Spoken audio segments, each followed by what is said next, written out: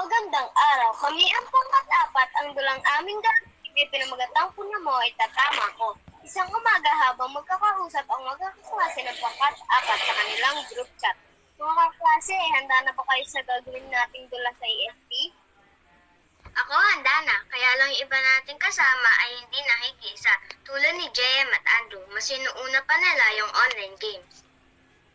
Oo nga, tinanong ko sila kanina. Sabi nila, maglalaro daw muna sila ng online games. Matagal pa naman yung sa ESP natin.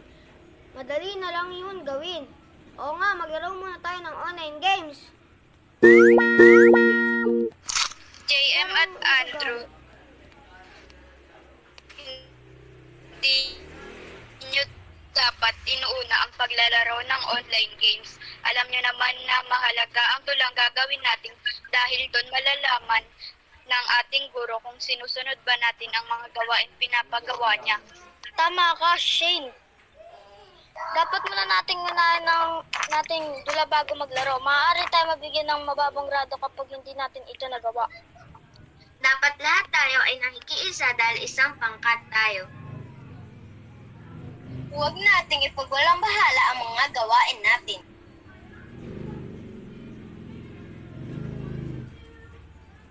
At saka na ang laro kapag tapos na tayo. Tama ang inyong mga sinabi, Lawrence, Eliza, Natalie at Kirsten. Ipagpaumanin ninyo mga kaklase, dapat nga naunahin muna natin ang pinagagawa ng ating guro. Hindi nga dapat na maglaro, lalo na kung mayroon pang dapat nagagawin. Hindi na muli itong mauulit. Salamat sa pagpuna ninyo. Tinatanggap namin ang aming pagkakamali.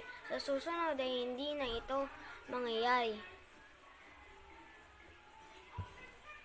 Diyan po natatapos ang aming maikling dula.